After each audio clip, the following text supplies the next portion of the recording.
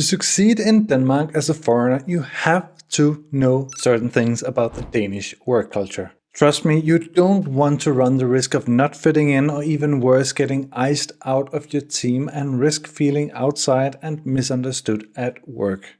In my view, there are 12 key concepts you have to know about before your first day of work in a Danish job. Number 12 is my personal favorite, but we will get back to that one later. I'm Steven. I got my PhD in Organizational and Management Studies from Copenhagen Business School, and since then I've worked and managed more than 100 people from more than 25 different countries in startups, scale-ups and corporate jobs in Denmark. So I have a pretty good understanding of the Danish workplace and how it operates both culturally and professionally vis-a-vis different cultures. In Denmark, egalitarianism is sort of the national ideology. Everyone's considered an equal. This is crucial for you to understand, especially if you are in a position of influence and power, for example, if you are a people manager in a larger company.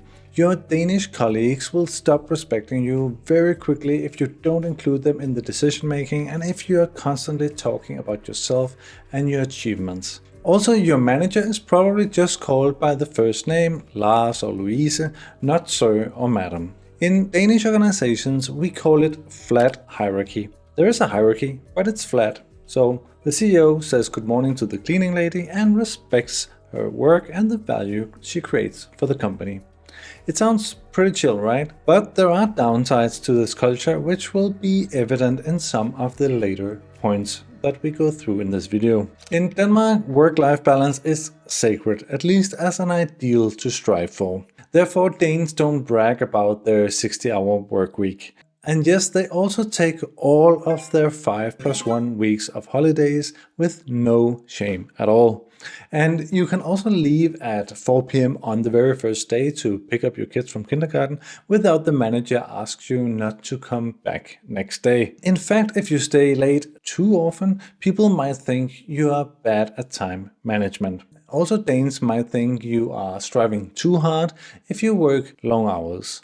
After all, it took years to get work-life balance in place, so don't come here and set an example in the opposite direction, they might think. My advice here is, when in Rome, so do what the locals do. You probably came to Denmark for the work-life balance anyways, so no reason to undermine it for yourself and others while you are here, right? And as we will see later, working smarter and not harder might get you faster up the career ladder compared to overworking and stressing yourself out.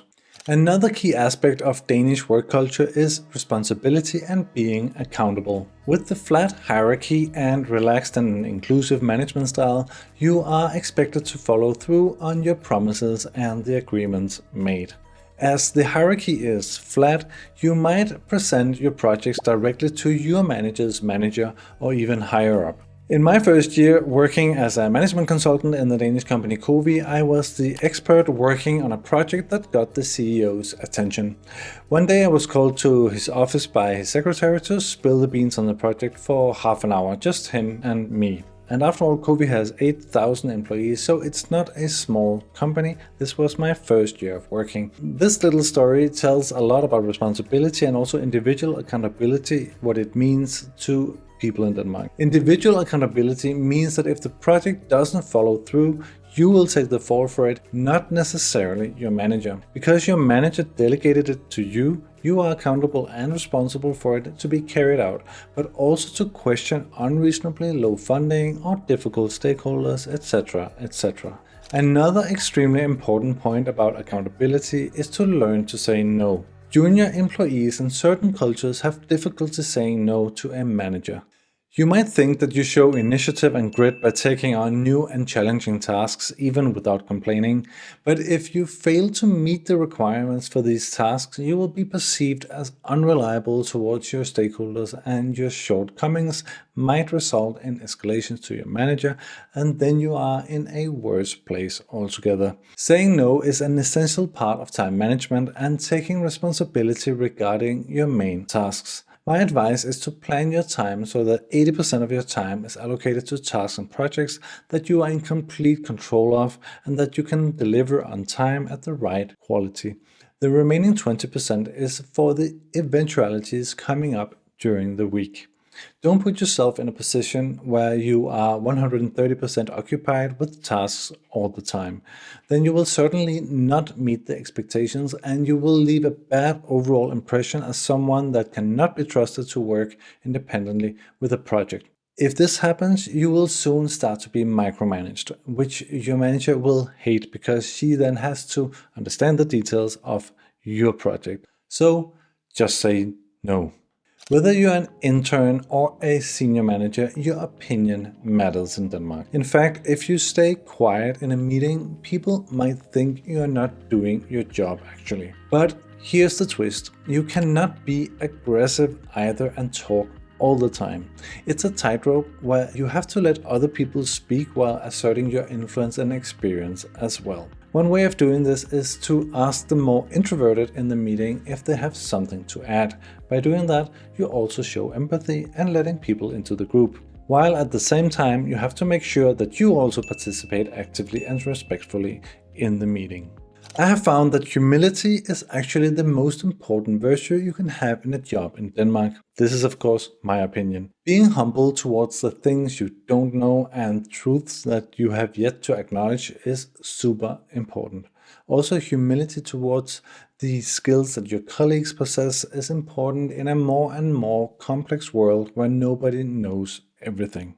It's not to say that you cannot be proud of what you know and what you can do, but humility just makes you listen more to other points of views and thus ideally makes the result of combined efforts so much better. The downside of the involvement, the inclusion of diverse opinions and egalitarianism can unfortunately be ambiguity, sluggishness and decision paralysis. Let's face it, the intern shouldn't always have a voice if 5 senior technical experts can quickly agree on a solution to a problem, right? What you might experience in a Danish job is a series of endless undocumented meetings when no one dares to make a decision and everyone is being invited to chip in with their more or less relevant insights. This can feel very annoying even to Danish employees. But even so, be subtle about voicing your dissatisfaction about the lack of decision making, as you might touch some uncertainties with your manager or key stakeholders who feel a need to involve everyone in the decision because they themselves don't have the right answer. My advice is to document views of stakeholders and the overall decision process to keep people accountable for earlier viewpoints and mitigate that people are going in circles on the topic. Don't talk about salary in Denmark. This is a big one. In some countries, salary talk is quite normal, but not in Denmark. Danes are super private about money in general. If you bring it up, it can make things really weird between you and your colleagues and your manager. Salary is essentially used as a measure of worth. This logic goes directly against the egalitarian ideology of Danes. By default, most Danes believe everyone is equal. So you challenge this head on if you start talking about your salary or comparing yourself or colleagues to others. Americans and Brits tend to think that Danes are very blunt, while Eastern Europeans on the other hand see Danes as softies who don't speak their mind clearly. The views on this are quite different. But Danes do tend to dislike conflict. To avoid conflicts, they wrap a tough message in a lot of words and euphemisms. One example can be your manager saying something like, "This can be improved." What this really means is that this needs to be improved quickly and without questions. Also, the phrase, "let's work on this together," can sound like a common project to improve what is not working. But what it really means is you need to work on this fast and improve it. The same goes for "I'm expecting more from you." This is not a gentle push and pull remark, it's a red flag telling you that you need to do a lot better very soon. Bragging is a big no-no in Denmark. If your CV is one long tale of how you saved this and that company from whatever crisis they were in, the Danish hiring manager will start getting a little bit suspicious. It's always advisable to state key facts and KPIs that you moved in earlier positions. But as a hiring manager myself, I will always fact check them when I call for references at earlier employers. Praising yourself in your CV and in interviews might not be the right way to go to convince Danish hiring managers. It's better to state the most important facts, but then instead talk about how you and your team achieved them together. In Denmark, the vibe is more like, let your work speak for itself and let's work together to solve a common problem. Big and hard problems are rarely solved by individuals, or at least that's the belief in Denmark. Danes trust each other and they trust you. No one checks if you're working every single second. But if you break that trust, it's hard to get it back. That's why Danes strive not to micromanage, but they expect you to deliver on time. No excuses. Again, the belief is that accountability makes the personal freedom possible. If you lose your trust with your manager by, for example, taking in too many tasks and not delivering them on time at the end of the day, then you are in trouble. Either you will be faced with not getting new projects, or you will start being micromanaged. So under-promise and over-deliver, that's my advice to you. In Denmark, your job is what you do and not who you are. This is the ideal in Denmark, though not true for all Danes you meet. Generally, Danes strive not to talk too much about work. This is not in fashion right now, and you should be someone and have an identity outside of work too. Danes will ask about your hobbies, how your weekend went, and your opinions on this and that. If you can only talk about your work and your position, Danes might consider you a sad case of human existence. Consider that next time you go to a dinner party. Okay, so what are the main takeaways here? How will you fit in? Here's the basic formula.